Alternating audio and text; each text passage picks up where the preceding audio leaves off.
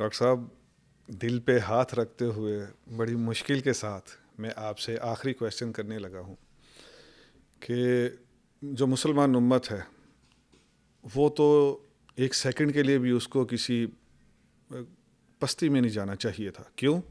کہ جب ہم دیکھتے ہیں کہ رول ماڈل کون ہے، اور آپ صلی اللہ علیہ وسلم کے بعد صحابہ 1.25 لاکھ صحابہ رضوان اللہ علیہم اجمعین کی ایک لیگسی ہے، تو جن کے پاس یہ ایسا ایک پاورفل اور لا ریب قسم کی تعلیم ہو، وہ اس وقت 203 ممالک میں سب سے نیچے جا چکے ہیں. اور وہ جو کہا جاتا ہے، ایک شعر ہے کہ کوئی پستی میں گرنا دیکھے، تو یعنی اور واپس دوبارہ ہم ریوائیو ہی نہیں کر پا رہے.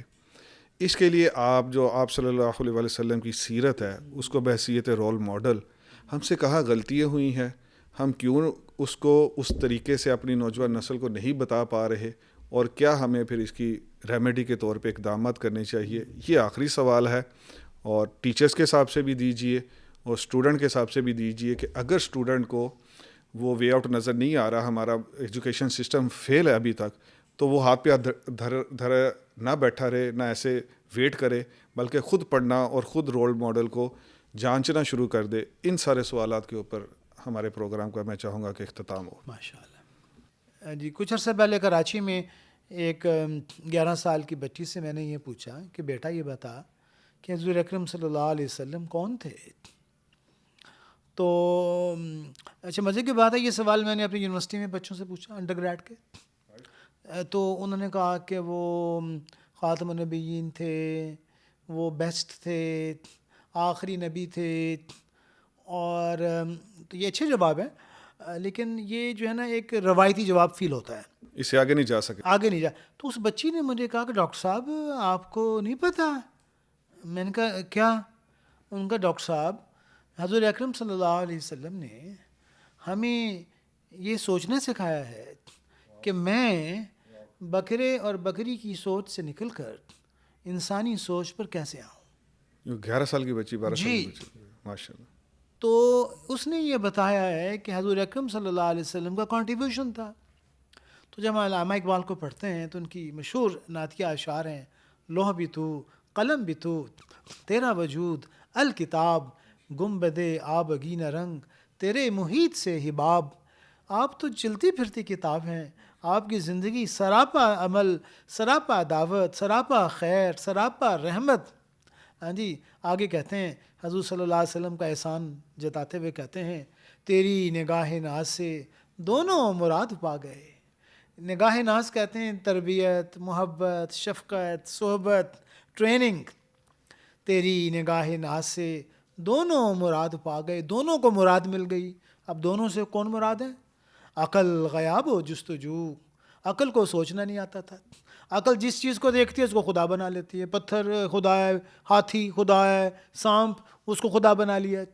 اور یار بندر ہے، بندر ایوالو ہوا ہے، یار ایوولوشن ہوا ہے، تو جناب یار ہم بھی ایسے ہوئے ہوں گے. تو کچھ ایوولوشن ہوا ہوگا، لیکن ایونچولی وہ بھی ایک خدا نے ڈیزائن کیا ہے. تو عقل کو سوچنا نہیں آتا تھا. وہ ہر بڑی چیز سے متاثر رہ کر سرنڈر کر جاتا تھا. ہم ایک چائنا میں گئے تو میرے ساتھ پروفیسر سے PhD، اور ہم اس بت خانے میں گئے، وہ سجدے پہ پڑ گئے. ہم نے کہا یار یہ PhD، اس کی PhD باہر پتھروں کے بت بن رہے ہیں، اسی جگہ پر پتھروں کے بت بن کے بکھرے، اور وہ PhD اس کی. تو اس تعلیم کو کیسے ہم تعلیم کہیں گے؟ تو عقل کو سوچنا نہیں آتا تھا. عقل غیاب و جستجو، عشق حضور و اضطراب، اور محبت کرنی نہیں آتی تھی. تو حضور اکرم صلی اللہ علیہ وسلم نے اللہ کا تعارف کرایا اور ہمیں سوچنا سکھایا. ارے اونٹ میں بھی خدا نظر آئے گا، اور پہاڑوں میں بھی خدا نظر آئے گا. افلا ينظرون الى الابل كيف خلقت والى السماء كيف رفعت والى الجبال كيف نصبت والى الارض كيف سطحت. تو یہ جو وحی نازل ہوئی ہے نا، یہ میریکلز ہیں، یہ میریکل ہیں. سمندر کو، پہاڑ کو، دریاؤں کو، زینوں کو، اپنے آپ کو. ہاں جی. اپنے سنوریہم آیاتنا، ہم دکھائیں گے تجھے اپنی نشانیاں تمہارے ارد گرد اور تمہارے اندر.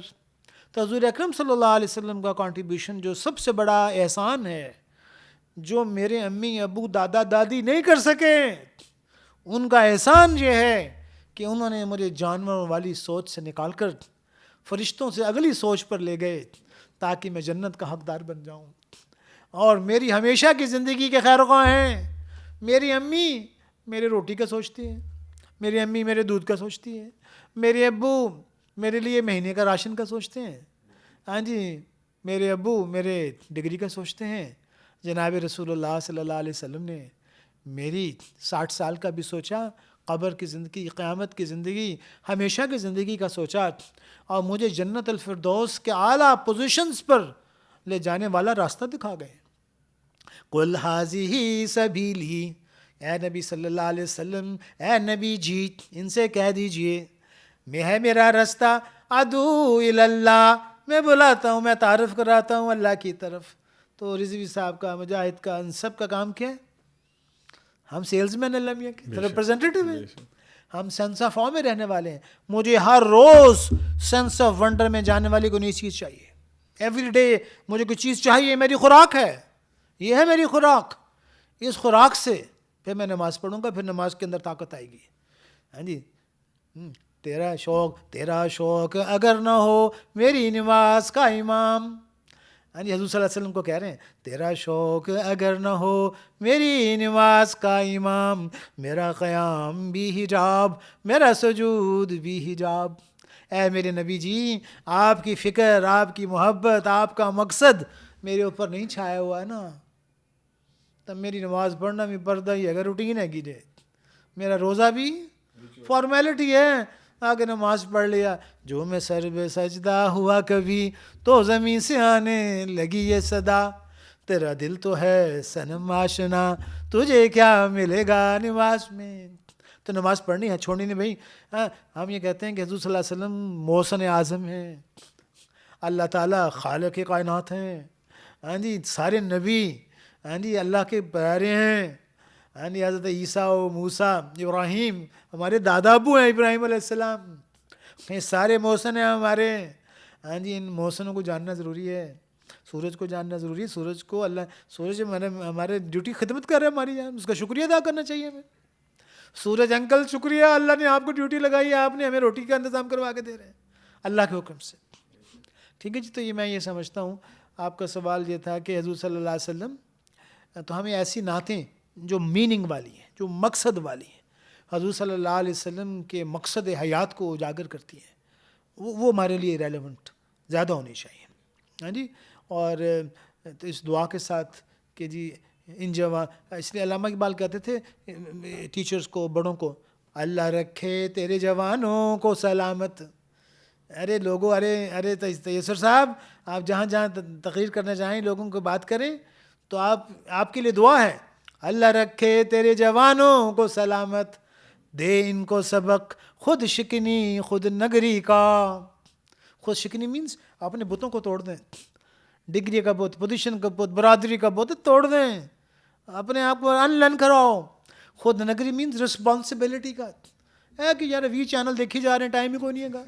رسپانسبلٹی کا. مغرب نے سکھایا انہیں فن شیشہ گری کا. جو ویسٹرن ایجوکیشن ہے نا, انہوں نے اس کو ڈرامہ بازی سکھا دی ہے, آنیاں جانیاں. شیشہ گری کہتے ہیں آرٹیفیشل تھنگس. مغرب نے سکھایا انہیں فن شیشہ گری کا. ہاں جی, تو ان کو سکھا خارا شگافی کے طریقے. خارا کہتے ہیں پتھر, ہیرا توڑنا سکھا ان کو, محتاجگی کی زندگی سے باہر نکال. دل توڑ گئی ان کا 2 صدیوں کی غلامی. 200 سال نے اس کو مسخ کر کے رکھ دیا. دل توڑ گئی ان کا 2 صدیوں کی غلامی. دارو کوئی سوچ ان کی پریشان نظری کا. ان کا دوائی تلاش کر, ان کا کوئی میڈیسن کا علاج کر. تو سر میڈیسن یہی ہے کہ ہمارے جتنے بھی بندے ہیں نا شعور والے, وہ آشتہ کریں کہ میں بکری نہیں ہوں, روٹی میری ضرورت ہے, مجھے پٹھے چاہیے, لیکن پٹھے میرا مقصد نہیں ہے. کپڑے دیکھو نا جی, میں تعارف کراؤں جی, میں ڈاکٹر شاہد ہوں جی, میرا کوٹ ہے, میرا تعارف. کوٹ یہ ایک اچھا تعارف ہے. میری گھڑی میرا تعارف ہے. یار یہ آپ بچوں والی بات کر رہے ہیں, آپ کو ڈاکٹر کو دکھانا چاہیے. تو روٹی میرا پروفیشن, کیمرہ میرا سیلز مینی, یہ میری ضرورت ہے. میرا تعارف، میں عبداللہ ہوں، میں محمدی ہوں، ہمیشہ کے لیے پیدا ہوا ہوں، قیامت تک کے آنے والے انسانوں کو فائدہ پہنچا کے مرنا ہے، میں رحمت ہوں، محمدی ہوں، حضور صلی اللہ علیہ وسلم کا فالوور ہوں، میں کریٹو ہوں، تسخیر کائنات میری ڈیوٹی ہے، میں نے فزکس کیمسٹری کو یوز کرنا ہے، میں نے جتنی بھی ٹیک ہے اس کو یوز کر کے انسانوں کو فائدہ دیکھنا ہے، میں اس حال میں مرنا چاہتا ہوں، موت تو ہوتی نہیں ہے، میں اس حال میں اللہ میاں سے ملنا چاہتا ہوں۔ قائد اعظم کہتے تھے نا، اللہ میاں کہیں جنا I want to die a death, but when Allah meets and says جنا، تھپکی دے کر جنا well done، تو میں یہ چاہتا ہوں، یہ سارے یہ چاہتے ہیں یار، یہ دعا کر لیں آج سے۔